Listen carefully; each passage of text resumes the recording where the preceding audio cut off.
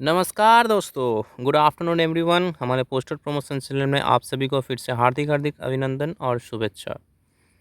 आज हम लोग डिस्कस करेंगे पीओ गाइड पार्ट 1 के क्लास 35, 36, 37 जो कि पेपर 2 पोस्टमैन में इंक्लूडेड है। उसके पहले एक बार पेपर 2 के पूरे सिलेबस और थोड़ा सा प्रोसीजर में बता देता हूँ कितना से कितना क्वेश्चंस आएंगे, देख लीजिए। ये रहा आपका paper 2, knowledge of postal operations. Duration आपका 30 मिनट्स रहेंगे। पीओ गाइड पार्ट 1 से 5 questions, postal manual volume 6 part 3 से 10 क्वेश्चंस और पोस्टल मैनुअल वॉल्यूम 7 से 10 क्वेश्चंस, जो कि मैंने पोस्टल मैनुअल वॉल्यूम 7 मैंने पूरा कंप्लीट कर दिया है। शायद एक वीडियोस बाकी रह गया, वो भी मैं दे दूंगा, बी ऑर्डर्स, टीबी ऑर्डर्स। उसके आगे पोस्टल मैनुअल वॉल्यूम 6 भी मैंने पूरा कंप्लीट किया है, आप देख सकते हो, फ्रॉम प्रॉपर सोर्स। इसका भी शायद एक वीडियो बाकी है, बाकी मैंने कंप्लीट कर दिया है।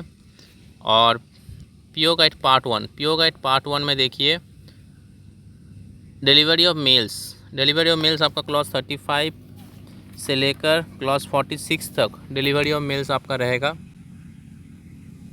नेक्स्ट आ जाता है रिफ्यूजल ऑफ आर्टिकल्स क्लॉज 50 में आता है। नेक्स्ट आएगा payment of E money order आपका देखिए क्लॉज 47, 48, 49, मतलब क्लॉज 47 ही मनी ऑर्डर के लिए है, लेकिन 48, 49 वो भी पीओ गाइड पार्ट 1 के पोस्टमैन पेपर 2 के लिए इंक्लूडेड है। तो ये रहा। उसके बाद आ जाता है रीडायरेक्शन के क्लॉज 67, क्लॉज 67 टू 71 आपका रीडायरेक्शन रहेगा। उसके बाद देखिए इंस्ट्रक्शंस रिगार्डिंग एड्रेस चेंज जो है वो आपका आता है। Instructions regarding change of residence 72, clause 72 में ये आएगा।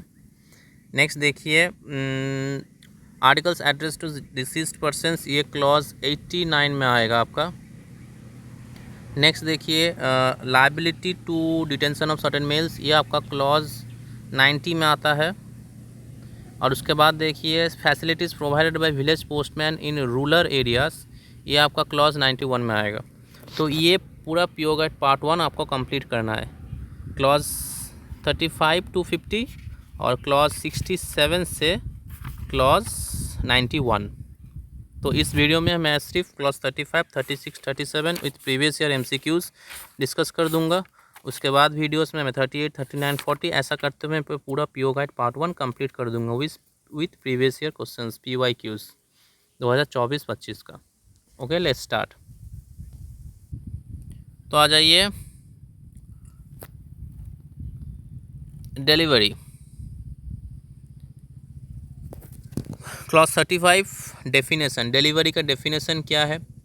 The delivery of A postal article at the house or office of the addressee or to addressee or his servant or agent or other person considered to be authorized to receive the article according to the usual manner of delivering postal articles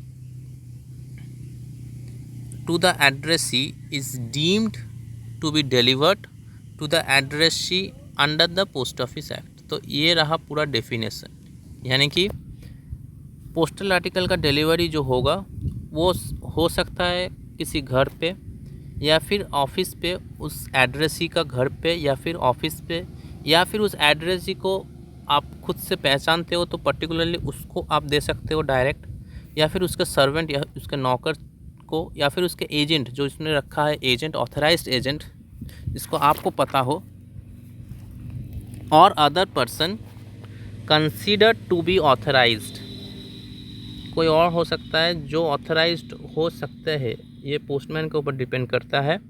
is deem to be delivered to the addressee authorise to receive the article according to the usual manner of delivering, जैसा normal process होता है उस तरीके से आप delivery करते हो postal article को to the addressee. Is deem to be delivered to the addressee, और उसी एड्रेसी को ही डिलीवरी करना है under the post office act. तो ये रहा डेफिनेशन ऑफ द डिलीवरी। यहाँ से क्वेश्चंस आते हैं। नेक्स्ट क्वेश्चन आ जाता है, next clause number 36, delivery of registered articles.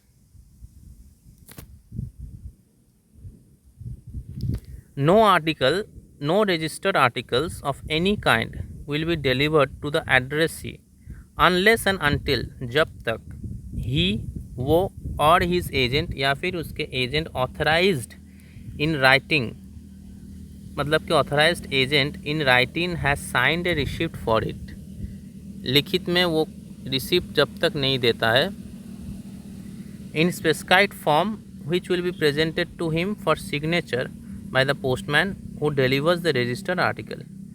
यानी कि कोई भी ऐसा रजिस्टर्ड आर्टिकल किसी भी तरीक़ा से कोई भी पोस्टमैन हो फिर उसके एजेंट को डिलीवरी नहीं किया जा सकता जब तक कि वो लिखित में पोस्टमैन जो लाएंगे उसके पास उसको वो साइन करके उसे नहीं सबमिट करता है, तब तक पोस्टमैन कोई रजिस्टर्ड आर्टिकल डिलीवरी नहीं कर सकता।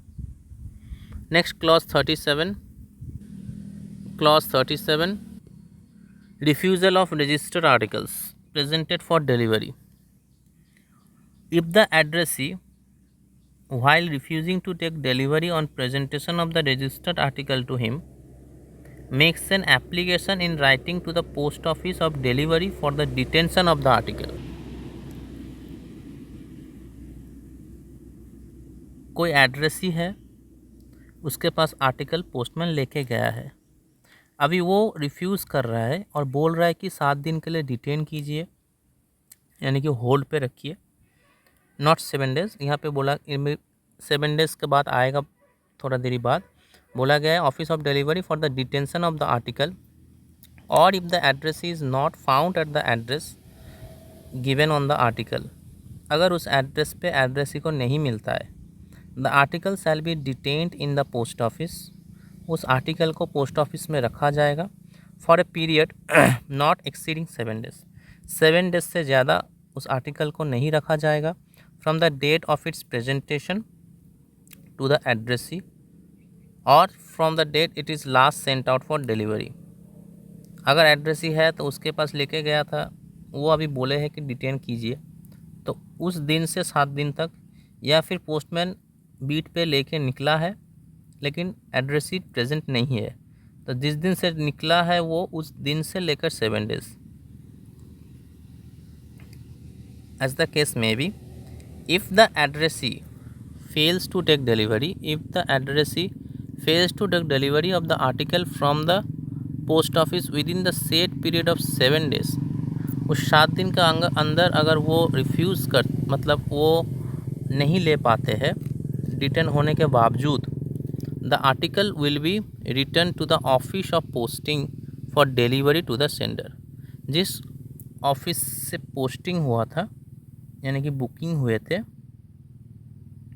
उस ऑफिस पे उसे रिटर्न कर दिया जाएगा ताकि प्रॉपर सेंडर को वो रिटर्न हो जाए। The remark refused will be recorded on the article if the addressee fails to take delivery after requesting for detention। The remark refused will be recorded on the article if the addressee fails to take delivery after requesting for detention। तो request करने के बाद या फिर article detain होने के बाद भी अगर डिलीवरी ना होता है उस 7 दिन के अंदर, तो उसे रिफ्यूज्ड रिमार्क देते हुए पोस्टमैन रिटर्न कर देंगे। नोट देखिए, the expression office of posting means, जो ऑफिस ऑफ पोस्टिंग यहाँ लिखा गया है, मतलब होता है the delivery post office which serves the address of the sender. जहाँ पे सेंडर को वो डिलीवरी होंगे उस ऑफिस का एड्रेस को बोला जाता है ऑफिस ऑफ पोस्टिंग, यानी कि बुकिंग ऑफिस। अभी आ जाइए कुछ क्वेश्चंस पीवाई को डिस्कस कर लेते हैं। देखिए question, if an inland registered article can not be delivered और the addressee request in writing to keep it in deposit, what is the maximum period for which it can be detained. बोला जा रहा है अगर कोई inland registered article है जो कि डिलीवरी नहीं हो रहा है और the addressee request in writing to keep in deposit, detain करने के लिए बोल रहा है, तो मैक्सिमम पीरियड कितना दिन तक वो डिटेन हो सकता है? 3 डेज़, 5 डेज़, 7 डेज़ या फिर 15 days? Correct answer is 7 days for detention. तो देखिए ये तमिलनाडु सर्कल से लिया गया है। Next question, what is the final course of action for a registered article? It remains unclaimed by the addressee after the expiry of notice या फिर retention period, यानी कि डिटेंशन पीरियड के बाद क्या होता है उस आर्टिकल का? उस आर्टिकल को रिफ्यूज रिमार्क देते हुए उसे रिटर्न टू सेंडर किया जाता है, यानी कि RTS। तो क्या होगा यहाँ पर? Return to the office of posting, option B for delivery to the sender. Very good. Next question please, it is from Andhra Pradesh circle. Next question please. According to clause 35 of the PO Guide Part 1, a postman is authorized to deliver postal articles anywhere within the town area, strictly within the assigned postman beat at the address specified, at any public gathering spot near the house, या फिर at the post office gate only. Correct answer is B, strictly within the assigned postman beat at the address specified. It is from Uttar Pradesh Circle, GDS to postman, clause 35. Next question please. Before handling over any registered article of the letter, mail or parcel mail, what action must the postman ensure from the addressee or their authorized agent?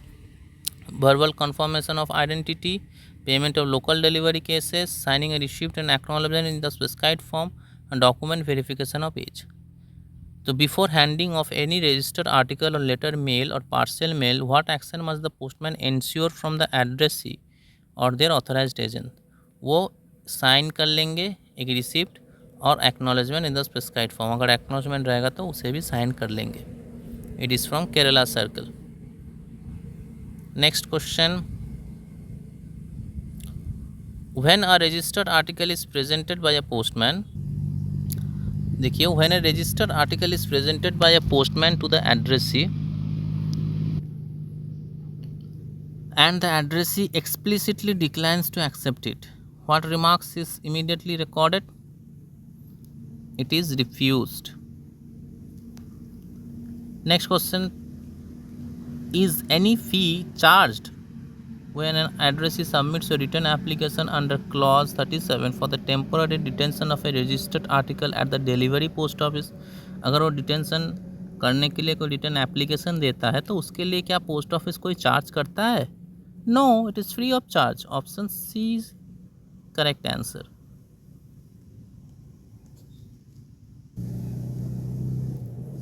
Next question please. If an addressee opens a registered article and then wishes to return it to the postman, marking it as refused, what is the standard postal rule? If an addressee opens a registered article, अगर कोई addressee registered article open करता है and then wishes to return it to the postman, marking it as refused, what is the standard postal rule? The postman must take it back unconditionally. An article once delivered and opened cannot be treated as refused under clause 37. Refuse तभी बोला जाएगा जब detention period 7 days के अंदर वो नहीं delivery हो पा रहा है, उसके बाद ही उसे आप रिटर्न कर सकते हो as remarks refused.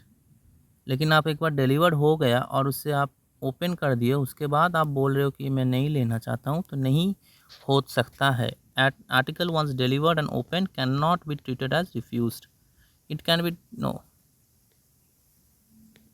Next question, delivery of an article at the house or office of posting, house or office of the addressee or to his servant agent is deemed to be delivery to the addressee himself. Delivery of an article at the house या फिर office of the addressee और या फिर उसके नौकर या फिर agent is deem to be delivery to the addressee himself. यह माना जाता है कि एड्रेसी को खुद उस व्यक्ति को ही डिलीवरी हो, ये कोशिश करना चाहिए। Next, an article bearing OIGS address to an officer of central government bearing his name and designation is delivered to, ये दूसरा क्लॉज का क्वेश्चन आ गया है, ये छोड़ दीजिए। Section 3 PO Guide Part 1 official postal articles आ गए यहाँ पे। नेक्स्ट देखिए, next question, what is with the introduction of digital delivery modules digital signatures taken for registered articles on the Postman mobile app PMA fulfill the requirement of which clause? Clause 15 तो no, 35 25 no, 45 no. Clause 35, 36 and 37 is deals with registered article. So registered articles is clause 36. Next question, if the addressee, it is West Bengal Circle, okay, so please go through this question very carefully. Next question, if the addressee is not present at the station when a registered article is brought for delivery, what must the postman leave at the address? If the addressee is not present at the station when a registered article is brought for delivery, what must the postman leave at the address? A written notice of arrival of the article. अगर addressee station पे ना हो जबकि एक registered article delivery होने के लिए आया है, तो पोस्टमैन क्या करेंगे? उस एड्रेस पे क्या छोड़ के जाएंगे? Return notice of arrival of the article.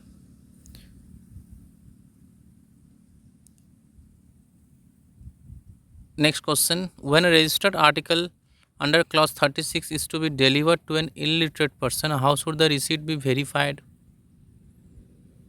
So it should be verified by address's thumb impression must be taken and attested by a witness.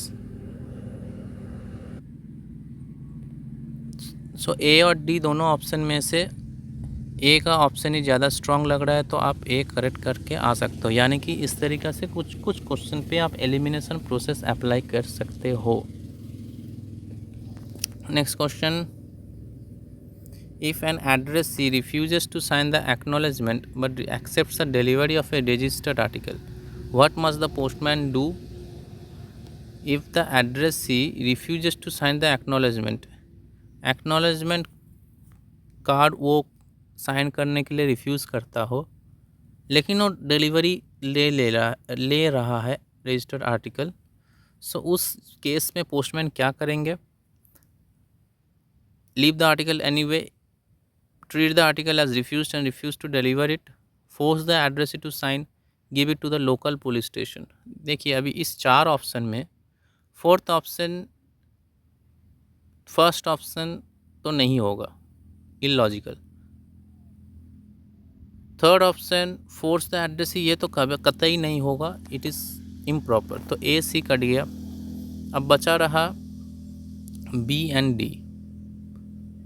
So B and D के अंदर देखिए, give it to the local police station. Police station तो यहाँ पे आएगा नहीं, postal department खुद ही deal करेंगे, तो ये भी रिजेक्ट हो जाता है. तो ऑप्शन बी आपका सही होगा, treat the article as refused and refuse to deliver it.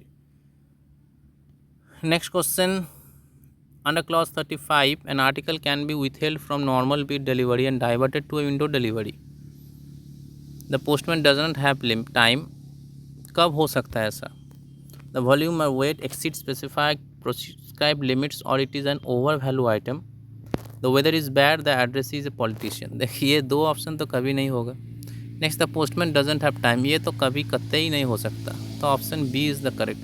इस तरीक़ा से आप करेक्ट कर सकते हो. सब क्वेश्चन के आंसर्स आपको पता होंगे. इट इज़ नॉट लॉजिकल और ऐसा आवश्यक भी नहीं है कि सब क्वेश्चन का आंसर मुझे प्रॉपरली पता हो सके, क्योंकि it is MCQ based recruitment competitive exam. तो यहाँ पे कुछ क्वेश्चंस आप एलिमिनेशन प्रोसेस से भी कर सकते हो. Next question please, when calculating the 7-day detention period for an unclaimed registered article under clause 37, the day on which the first notice was presented is excluded from the 7 days calculation, included in the 7 days calculation, kept as an extra buffer day, now counted as day 2. The day on which the first notice was presented. पहला notice जो भेजा गया होगा addressee को, वो क्या उस 7 days के अंदर कैलकुलेशन होंगे जो 7 डेज़ डिटेंशन किया जाएगा आर्टिकल को? नहीं, 7 डेज़ वहाँ से स्टार्ट नहीं होता है. 7 डेज़ आपका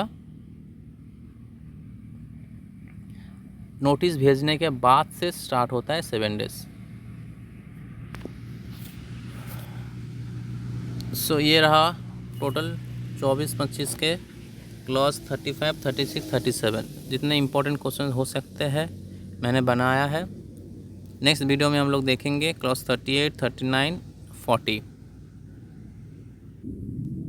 ऐसे ही मैंने पोस्टर मैनुअल वॉल्यूम 7 के ऊपर हर एक टॉपिक के ऊपर डिस्कशन और उसका अलग से PYQs क्वेश्चंस के वीडियो भी मैंने अपलोड किए हैं, आप जाके देख सकते हो। तो आज के लिए इतना ही तक। मेरे साथ जुड़े रहने के लिए धन्यवाद, शुक्रिया, जय हिंद।